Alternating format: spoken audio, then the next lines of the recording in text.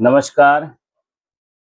अभी आपने एक वीडियो देखी होगी रामभद्राचार्य जी की, जिसमें वो प्रेमानंद जी के लिए कह रहे हैं कि वो विद्वान नहीं है, उन्होंने संस्कृत नहीं पढ़ी है, उन्होंने वेदांगों का अध्ययन नहीं किया हुआ है, वो मेरे सामने 2 शब्द संस्कृत के नहीं बोल सकते, उन्होंने शास्त्र पुराणों का अध्ययन नहीं किया है। मैं रामभद्राचार्य जी के खिलाफ कोई विशेष टिप्पणी नहीं करता, विद्वान आदमी हैं। उन्होंने शास्त्र, पुराण, वेदांगों का अध्ययन किया है और अच्छे ज्ञाता है उसके। तो इसलिए विद्वता के तौर पे उनमें कोई कमी नहीं है।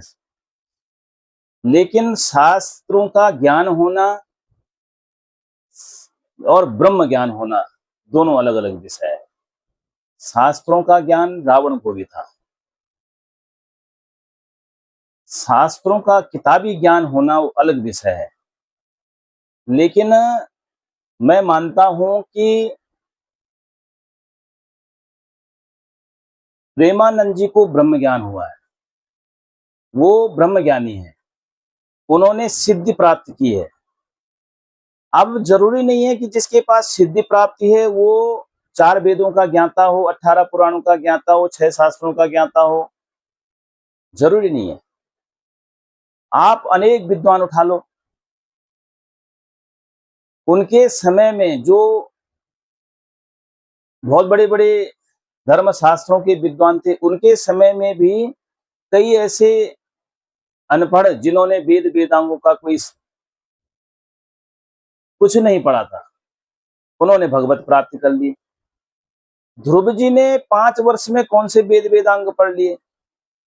प्रहलाद जी ने 9 वर्ष की आयु तक कौन से वेद वेदांग पढ़ लिए? सबरी ने कौन से वेद उपनिषद पढ़ लिए? कुब्जा ने कौन से वेद शास्त्र पढ़ लिए? उन्होंने भगवान भगवान नाम का स्मरण किया, भगवान का ध्यान किया, उस नाम को सिद्ध कर लिया और भगवान की प्राप्ति कर ली। शास्त्रों में कहीं पर यह नहीं लिखा है कि आप बहुत ज्यादा शास्त्रों को पढ़ लोगे, बहुत जो है वेदों का अध्ययन कर लोगे, तब जाकर के आपको भगवान की प्राप्ति होगी। ऐसा नहीं है। निर्मल मन जन सो मोहि पावा, मोहि कपट छल छिद्र न भावा। जिसका मन पवित्र हो गया उसने मुझे प्राप्त कर लिया।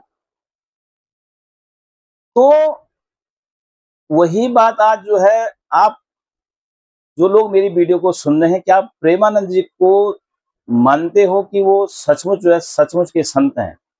तो राधे राधे लिख दो आप, राधे राधे लिखो। मैं तो मानता हूं कि प्रेमानंद जी उस सीमा से बाहर चले गए हैं कि जहां पर एक साधारण मनुष्य की सोच होती है, जहां पर एक साधारण मनुष्य की सोचने की सीमा होती है, उससे वो परे हैं। वो ब्रह्म ज्ञानी हैं। उनको अपनी तारीफ से भी कोई प्रसन्नता नहीं होती और अपने बुराई से भी उनको कोई दुख नहीं होता। वही संत के असली लक्षण है, जो तारीफ में फूले भी नहीं और जो बुराई में डिगे भी नहीं। आपने कुछ दिन पहले सुना होगा कि वहां पर कुछ सोसाइटी वालों ने उनके खिलाफ कुछ बोल दिया था कि सुबह सुबह हमारी नींद में खलल पड़ जाता है। उन्होंने अपनी यात्रा ही बंद कर दी, किसी के लिए कुछ नहीं बोला। लोगों ने पूछा तो उन्होंने कहा जी स्वास्थ्य का ठीक नहीं है, इसलिए मैंने यात्रा बंद कर दी। लेकिन फिर भी उन सोसाइटी वालों की उन्होंने बुराई नहीं करी, उनके खिलाफ एक शब्द नहीं बोला। जब वो सोसाइटी वाले खुद माफी मांगने के लिए आए, उन्होंने कहा महाराज जी आप यात्रा प्रारंभ कीजिए, हमें बड़ा खेद है। और जब वो बड़ा गिड़गिड़ाने लगे तब महाराज जी ने यात्रा फिर प्रारंभ करी। तो वो उस सीमा से बाहर हैं और उस सीमा में कोई कोई बिरला संत ही पहुंच सकता है, बिरला व्यक्ति ही पहुंच सकता है, बिरला भक्त ही पहुंच सकता है। और उनको समझना भी जो है प्रत्येक की बस की बात नहीं है।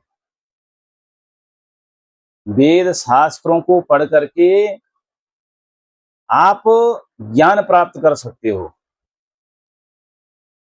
लेकिन भगवान की प्राप्ति जो है वो वेद शास्त्रों से ही हो जाएगी, इसकी कोई गारंटी नहीं है। उसके लिए भगवान नाम का की साधना करनी पड़ेगी। और जब वो साधना करते करते जो है रत्नाकर नाम का डाकू वाल्मीकि भगवान बन गए।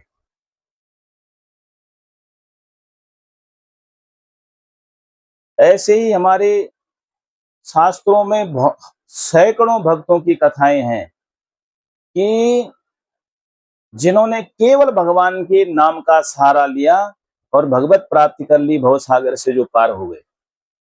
रैदास हो, रहीमदास हो, मीरा जी हो, उन्होंने केवल भगवान के नाम का सहारा लिया और भवसागर से पार हो। तो ऐसे बोल करके किसी संत का अपमान नहीं करना चाहिए। यदि आप ऐसे बोल रहे हो कि उन्होंने वेद शास्त्र नहीं पढ़े हैं, वो ठीक व्यक्ति नहीं है, या वो विद्वान व्यक्ति नहीं है, या उनकी जो चर्चा समाज में फैली हुई है, उनकी महानता समाज में फैली हुई है, सब बेकार है, तो ये उनका तो अपमान है ही। ये उन समस्त भक्तों का अपमान है जो शास्त्रों में वर्णित हैं, कि जिन्होंने वेद शास्त्रों का कोई अध्ययन नहीं किया लेकिन फिर भी भगवान की प्राप्ति उन्होंने कर ली। तो जो आप लोग क्या इस बात से सहमत हैं तो जरूर बताना। जय श्री राम।